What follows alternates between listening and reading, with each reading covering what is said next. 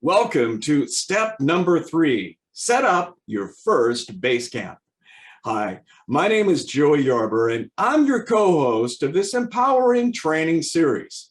We're so grateful that you took time to take your next steps in learning how to transform lives in your community.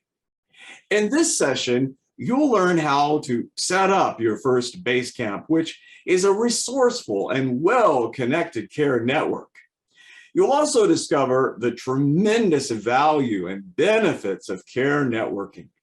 And we'll also introduce you to the importance of data-driven decision-making, which is fast becoming the funder's desired approach to efficiency and effectiveness.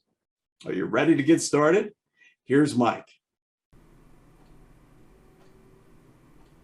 Your key challenge for step 3 will be to quickly demonstrate tangible evidence that the journey towards comprehensive coordinated care is underway with its first set of pioneers. Your action steps will include setting up your first Basecamp, which represents the first set of helping agencies and stakeholders who are willing to work together.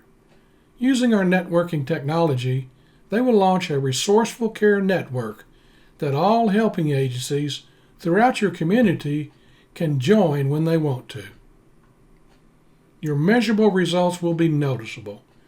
Good news about the care network will start to spread across the community, and the network will begin to grow. Welcome to step 3.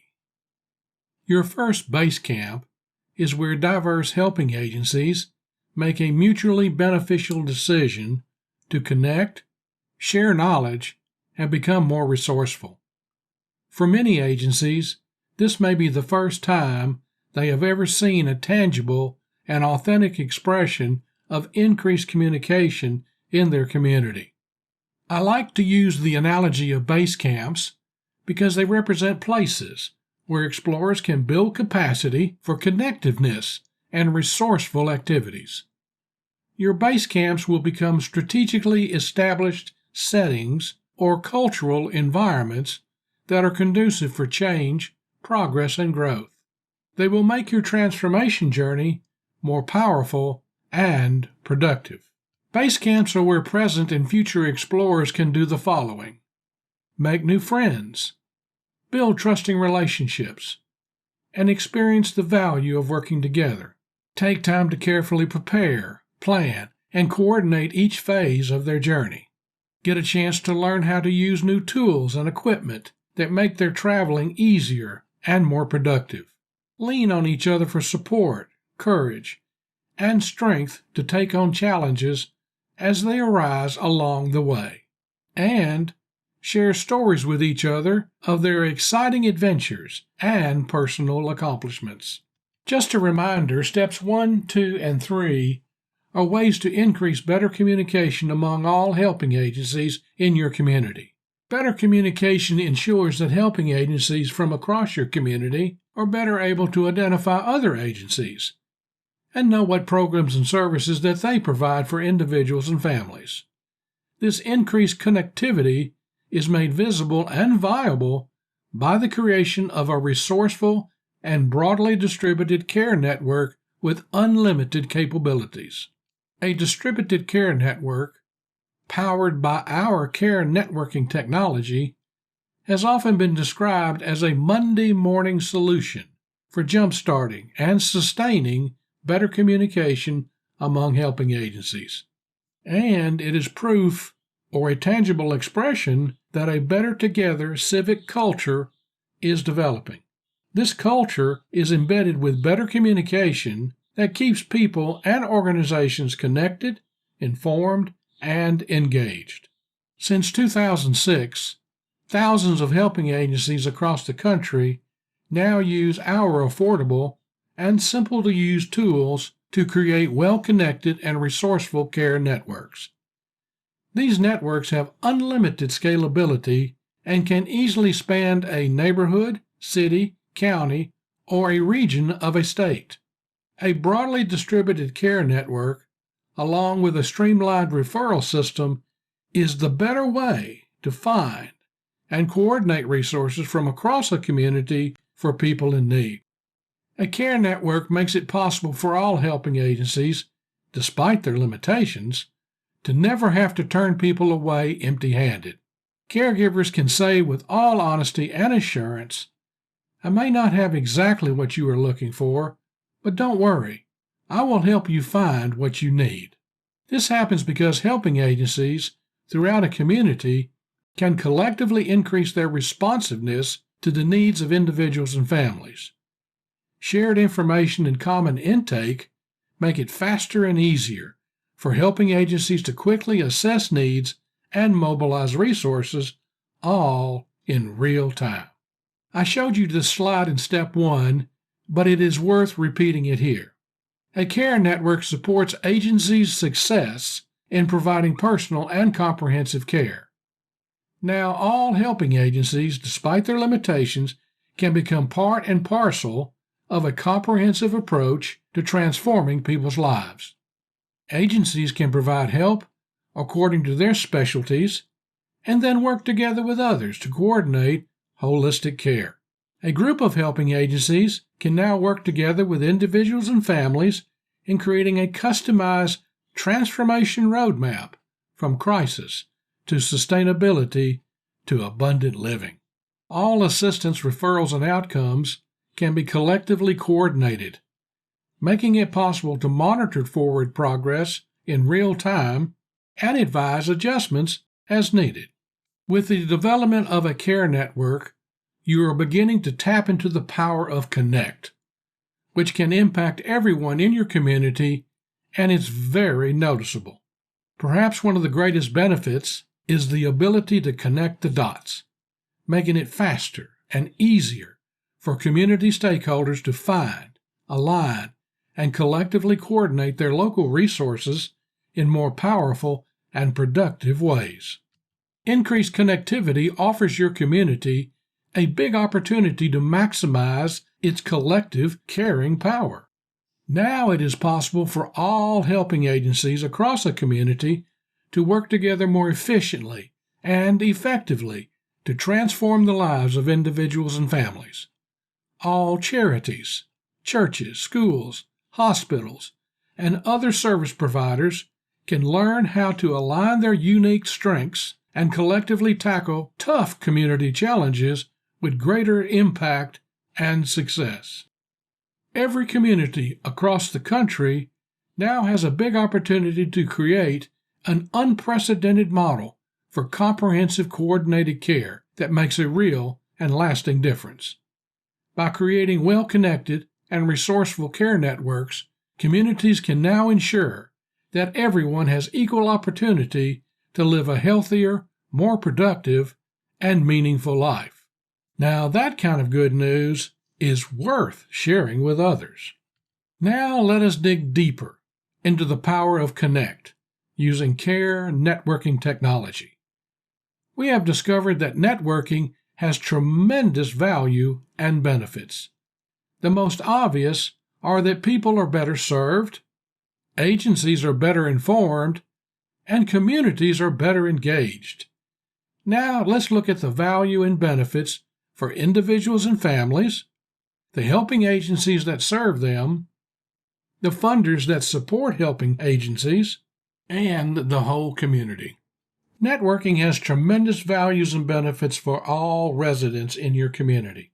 Now, all individuals and families can gain greater access to constantly updated information and resources that can help them experience a better quality of life and a brighter future. Networking has tremendous value and benefits for all helping agencies.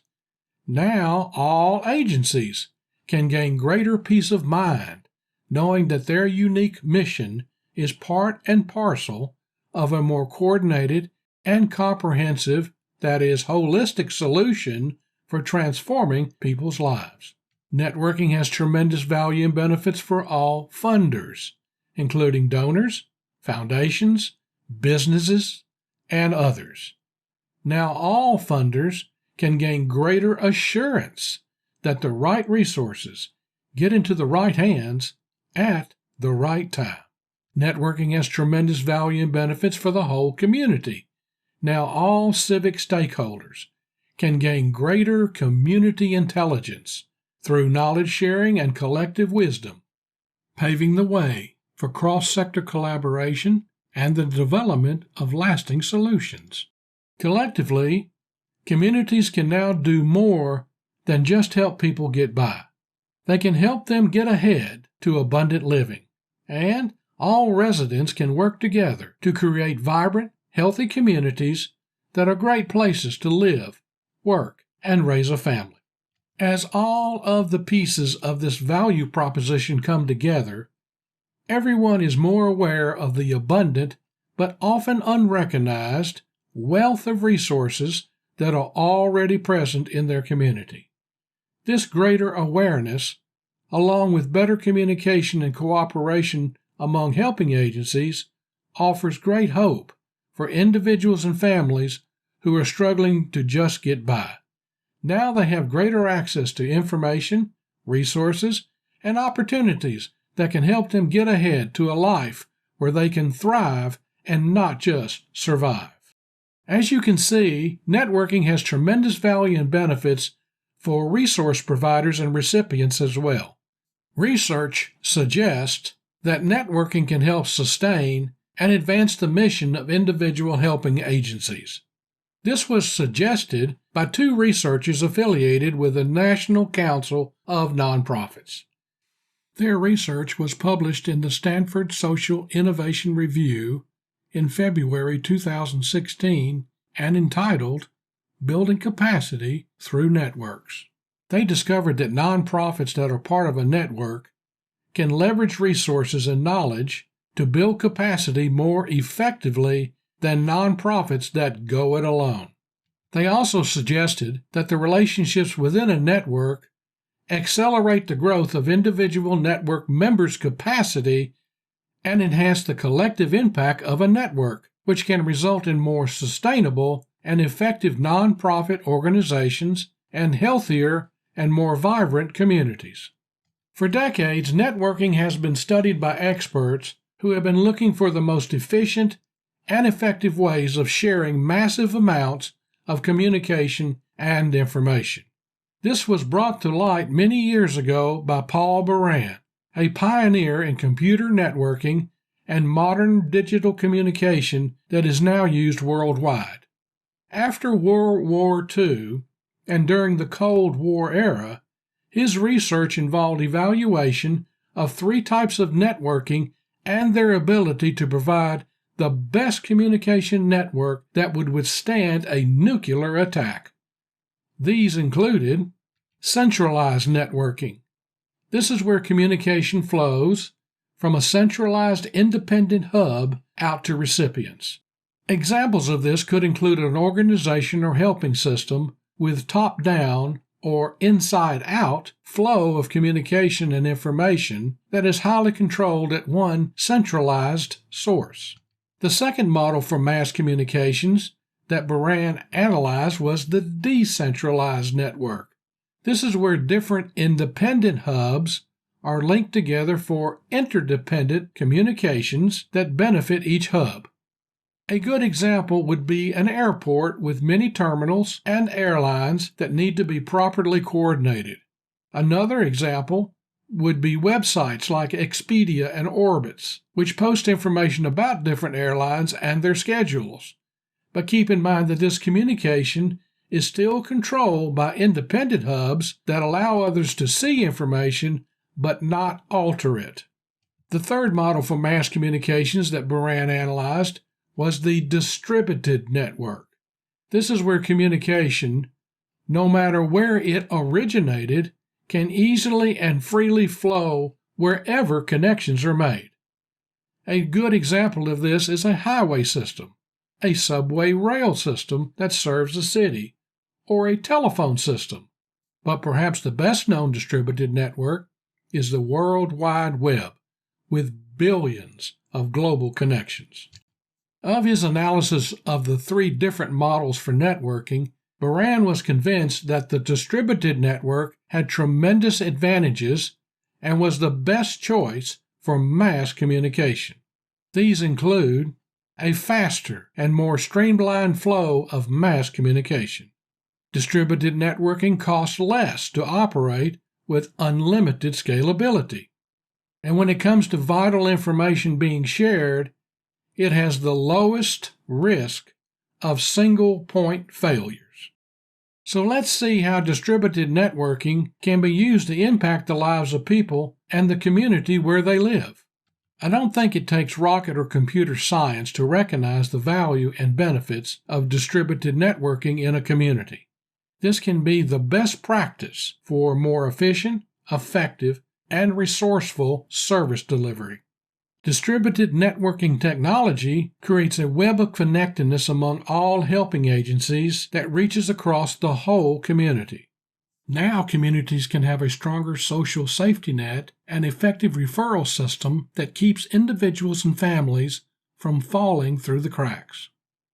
The innovative use of distributed networking in communities is transformative. Helping systems throughout a community are transforming from a social service to a social change model, which is very encouraging to see. Therefore, I like to describe this innovative solution as distributed transformative networking. We are also learning that there is more to networking than meets the eye. The presence of different service providers in a community does not necessarily mean a well-connected and resourceful network exists, especially one that can transform people's lives. As you can see from this diagram, different types of networking can connect the dots, which can represent a person, organization, program, service, or resource.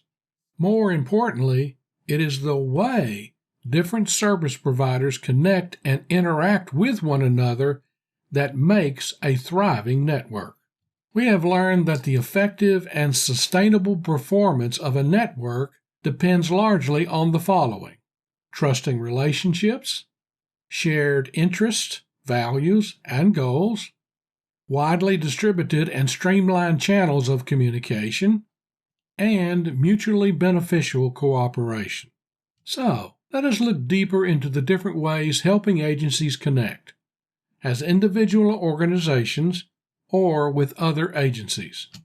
Most helping agencies operate as an individual, centralized network, with a leader or leadership hub at the center.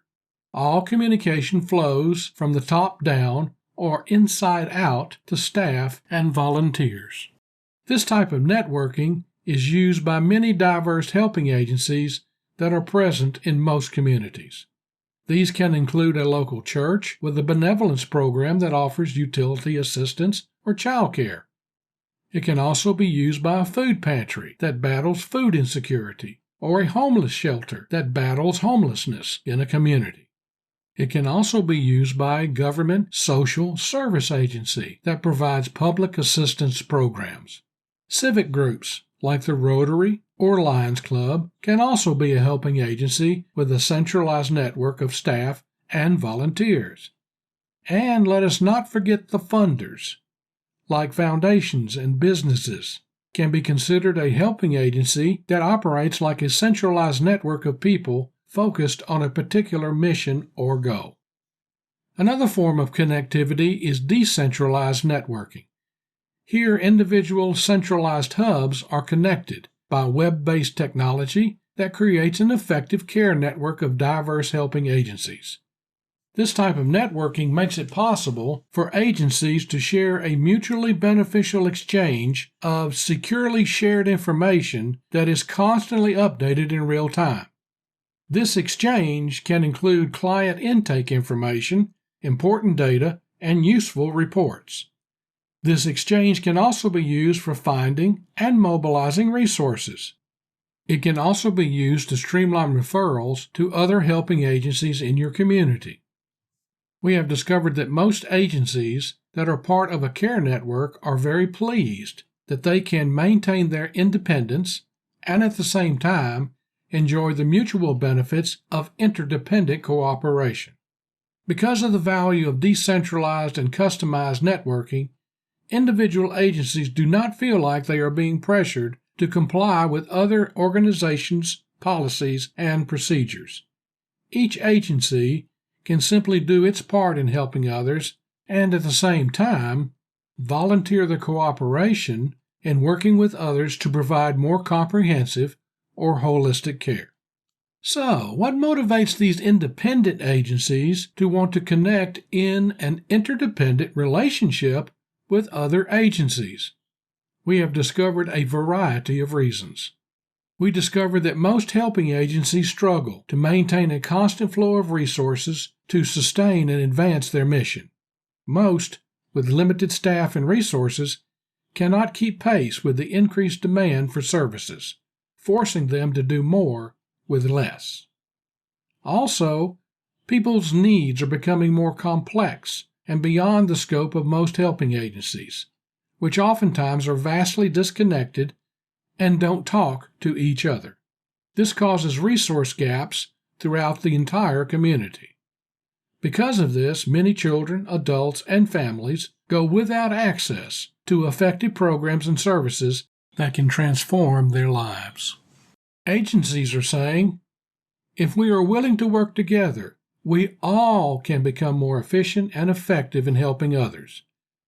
We can use shared information and data to make better informed decisions that will help us reduce duplication and allocate our limited resources where they are most needed. Now we can help more people with more resources. We are also learning that helping agencies are now faced with new mandates from funders who want data and reports that track outcomes and impact. Funders are becoming more interested in tracking transformation rather than tragedy. They want to be assured that people are not just getting by, but they are getting ahead to a better quality of life and brighter future. Funders suggest that a well-connected network of helping agencies can set the stage for a more comprehensive or holistic approach to transforming people's lives. Funders believe collective community impact, which drives large-scale social change, is better than isolated social intervention. The next step beyond decentralized networking is distributed networking. According to experts like Paul Moran, this is a more effective way of coordinating real-time interactive communication and information sharing.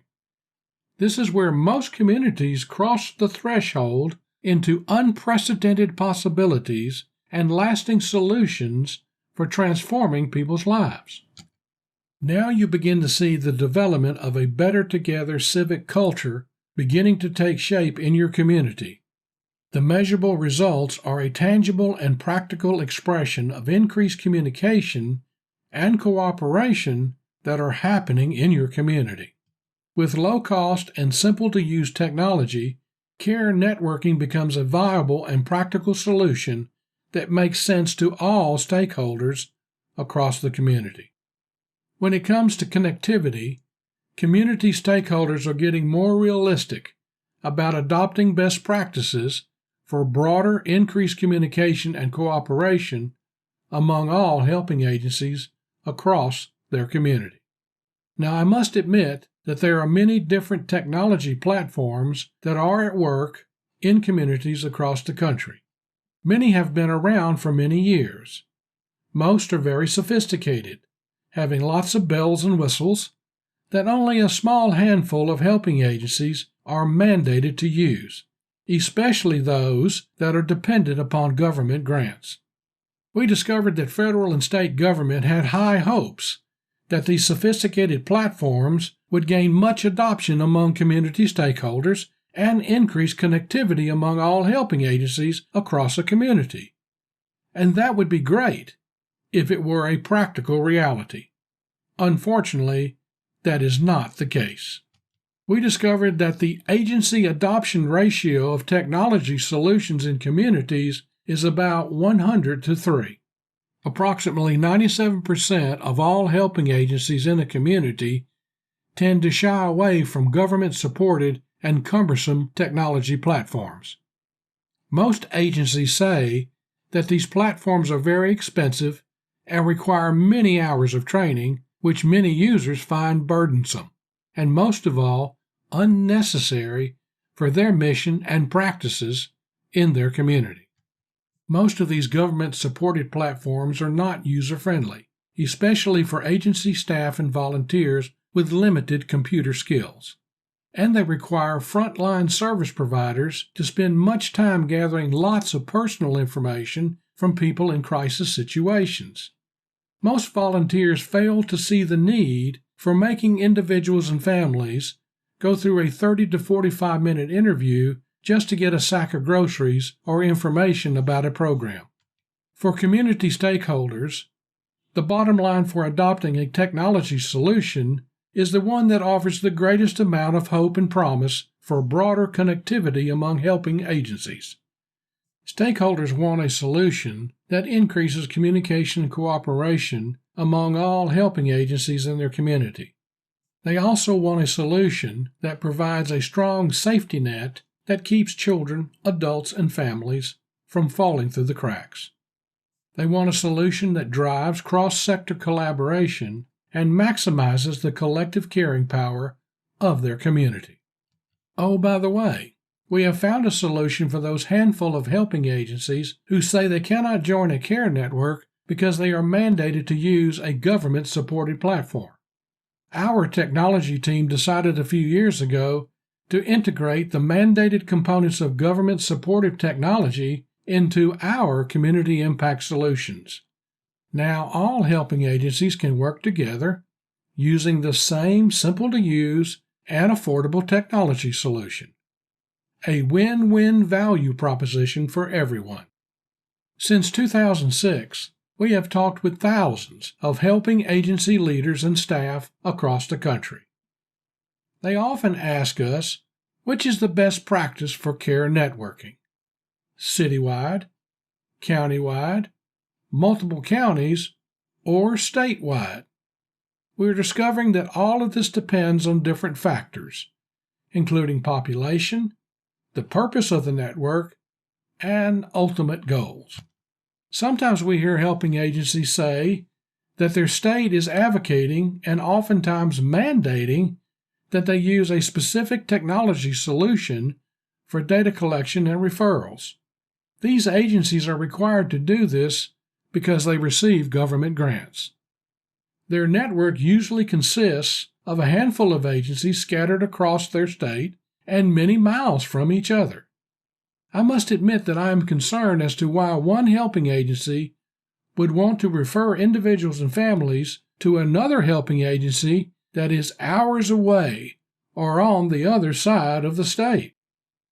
What we hear most is community stakeholders, especially funders, saying, when it comes to helping others, we must first consider how to collectively better serve people in our own backyard. We are encouraged that communities are learning how to help themselves so that they can be more efficient and effective in finding and coordinating local resources that can transform the lives of their residents. Regarding resource mobilization, they are learning how to tap into their own abundant, but often unrecognized, wealth of local community assets. And they are trying to reduce their dependency upon outside resources, such as state and federal grants, which have been dwindling for years. May I suggest that everything that is needed to transform people's lives is already present in most communities. What is most needed is a cross-sector collaborative that learns how to find and collectively mobilize these resources in more powerful and productive ways. Having said this, we suggest that the better way to use care networking technology is to create well-connected and resourceful care networks that span each county in a state. Also, a countywide care network is a more effective solution for an easy-to-coordinate social safety net that keeps people from falling through the cracks. And it provides a referral system with effective and practical local outreach that makes sense to people in need, the agencies that support them, and local funders as well. We do work with some helping agencies that have created a multi-county care network, but these should only be considered for rural areas with smaller populations and a smaller number of helping agencies. And if for some reason state officials would like to see the data from each county, we can provide a statewide portal, making it easy to gather information and increase communications among all helping agencies across the entire state. This communication can be most useful for resource mobilization for improved disaster preparedness and response, especially for hurricanes, tornadoes, and pandemics such as COVID-19. State officials could have a statewide real-time connectivity with all care networks and care collaboratives in every county. They would also be able to collectively gather important metrics from all counties, especially regarding transformed lives and communities. And they would also be able to quickly broadcast statewide bulletins to all helping agencies in every county at the same time. Another tremendous value of distributed care networking is the ability to gather enormous amounts of reliable data from diverse helping agencies from across the community. You can use data to measure your success in helping people move from crisis to sustainability to abundant living. You can use data to make better informed decisions as where to allocate resources where they are most needed. And you can use data to determine what is really working or not in addressing complex community challenges. We are excited that communities are using our networking technology to collect, analyze, and distribute big data from all helping agencies from across their communities. They are using community data and analytics to better understand how to move the needle on poverty, hunger, health disparities, and more. This is helping community stakeholders to discover realities, define best practices, and explore possibilities. Distributed networking is a powerful and practical tool for data collection and analysis. We are learning that data-driven decision-making is trending among community stakeholders across the country. Simply put, better data, better decisions. Data starts out as raw, unorganized facts and figures that include words, dates, and numbers without a context. Think of this as pieces of a puzzle that are not yet connected. Using networking technology, data can be organized and linked together for useful purposes, providing important information. Useful information can then be analyzed, yielding knowledge or a better understanding of what needs to happen to improve the effectiveness of programs, services, and resources that help others. We also need to keep in mind that information changes over time, so it needs to be constantly updated in real time. It also needs to stay relevant to people's constantly changing and complex needs. The tremendous value of data, information, and knowledge is to enable helping agencies to make better informed decisions as to how to reduce duplication and allocate limited resources more effectively. And if distributed networking is in place, real-time data can be used to help individuals and families gain greater access to knowledge, information, and resources from across a community. Regarding data-driven decision-making, two experts in community engagement suggest there is both an economic and a moral imperative for adopting data-driven approaches. Given persistently limited budgets, public and nonprofit leaders must direct funds to programs and initiatives that use data to show that they are achieving impact. Even if unlimited funds were available, moreover, leaders would have a responsibility to design programs that will deliver the best results for beneficiaries. Besides giving us the ability to make better informed decisions, data has other value. Data improves our vision of current realities. It paints a big picture look and better understanding of people's needs throughout our communities. This understanding is based upon real facts and figures and not assumptions. We can know how many people are living in poverty and how many children are at risk for food insecurity. This knowing can translate into an urgent need for action. Data can help us work smarter and not just harder. It can be used by helping agencies to improve their efficiency, thereby saving lots of time and money. Data can help us discover what really works and what doesn't. It can paint a clear and accurate assessment of our capabilities and effectiveness, focusing on what needs to be preserved, changed, or created. And data helps us prove and improve. I once heard someone say, data doesn't lie. Nonprofits are learning just how important it is to prove their effectiveness to funders. Data can point out places in our policies and practices that need adjustments that will help sustain and advance our mission. With an honest assessment of current practices, agencies can be better prepared for addressing constantly changing and complex challenges. I do not think it takes a far stretch of the imagination to see how a well-connected and broadly distributed care network can impact a neighborhood, community, or city. Care networks bring together a large host of passionate caregivers who are driven by faith, hope, and love. And it connects caregivers who are dedicated to working together to impact the lives of children, adults, and families. May I suggest that this is a model of community care that is unlike anything most people have ever seen, and it is now happening across the country. Once this is in place, then the possibilities for its use are unlimited and only subject to a community's vision and willingness to work together. Now communities can develop collaborative solutions that can make a real and lasting difference. Now it is possible to develop comprehensive coordinated care, move the needle on poverty and hunger, improve community health, stop human trafficking, improve disaster preparedness and response, and much more.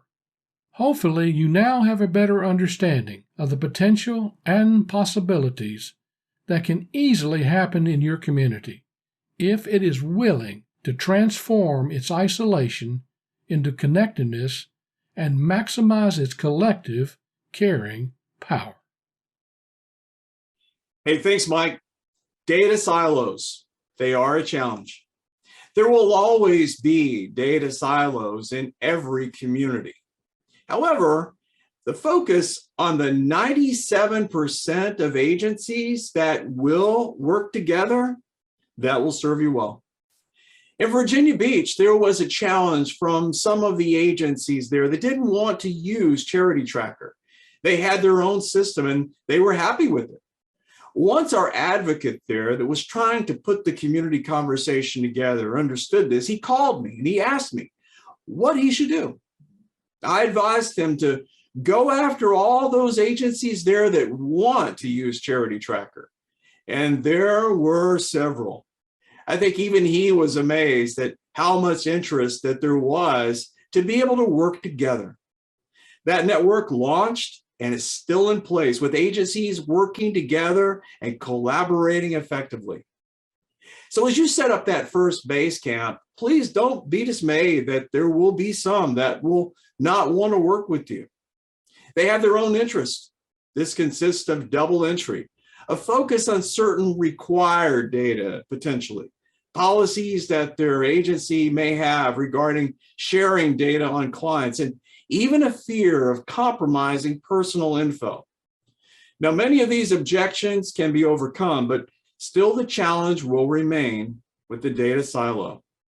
But please remember this, 97% of your community want and will work together if given the chance.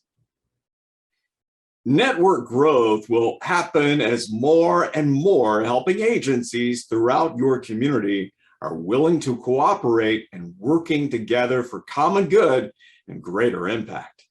This is the subject of our next session entitled Step Number 4, Experience the Value of Working Together.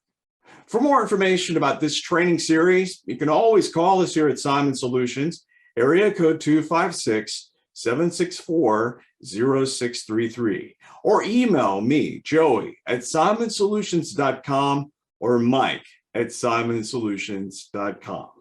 thank you so much for taking time to be part of this transformative training session.